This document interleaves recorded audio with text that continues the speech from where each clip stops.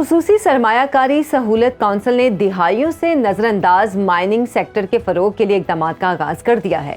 SIFC کے تحت ملک میں معدنی دولت کی تلاش کا یہ منصوبہ خود انحصاری کی جانب اہم ترین قدم ثابت ہوگا۔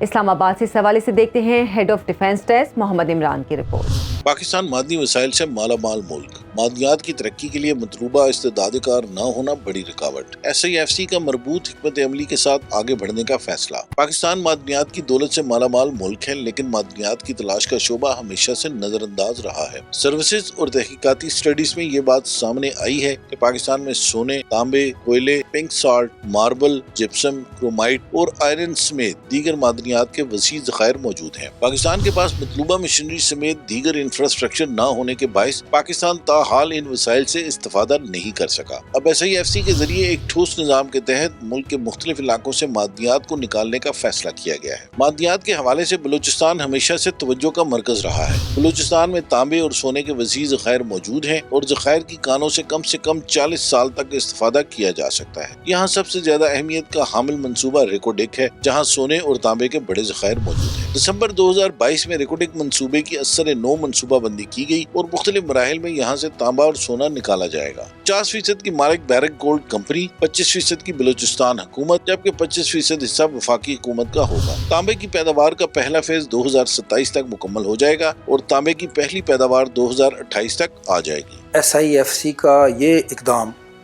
خراج تحسین کا مستحق ہے، بیکاز پاکستان جو ہے وہ ورلڈ میں اپنے منرل ریسورسز اور نیچرل ریسورسز کے حوالے سے مشہور ہے۔ اس اقدام کے بعد ابھی یہ ہے کہ دنیا کے جو انویسٹرز ہیں، یہ دنیا کے منرلز اور مائنز کمپنی ہیں، وہ یہاں پہ کم از کم ان میں اپنی شراکت کر سکتی ہیں۔ جیسے ریکوڈیک کا ایک بہت بڑا پروجیکٹ آپ نے دیکھا جو التوا کا شکار تھا، مختلف مسائل تھے۔ اب کم از کم یہ امید ہے کہ وہ انٹرنیشنل انویسٹر اس پہ آئے گا اور گولڈ کی ایکسپلوریشن شروع ہوگی اور یہ ریونیو پاکستان کو جنریٹ ہوگا۔ SIFC کے پلیٹ فارم سے بلوچستان کے علاقے خضدار میں بیریٹ، سیسا اور زنک کے ذخائر کو بھی ترقی دی جائے گی۔ یہاں سے ان معدنیات کی سالانہ 69 ملین میٹرک ٹن پیداوار متوقع ہے۔ لیتھیم ایک ایسی دھات ہے جس سے یہ چارجبل بیٹریز بنتی ہیں، تو یہ بلوچستان میں چاگی کے ایریا میں، نوکنڈی کے ایریا میں یہ موجود ہے۔ وزیرستان کے پورے بیلٹ کے اندر یہ مختلف اس طرح کے منرلز موجود ہیں۔ ٹائٹینیم ایک ایسا دھات ہے جو اسپیس شپس کے اندر استعمال ہوتا ہے۔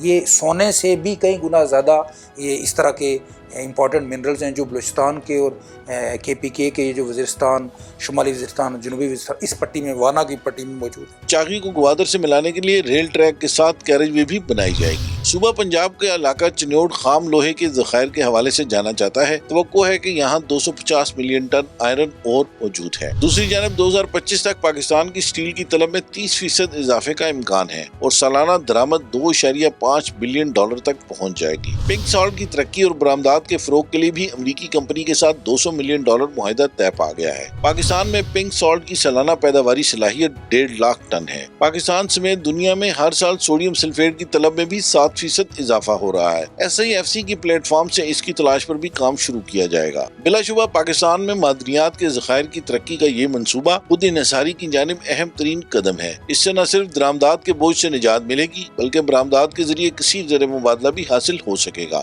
محمد Imran, head of defence desk, Suno news, اسلام آباد۔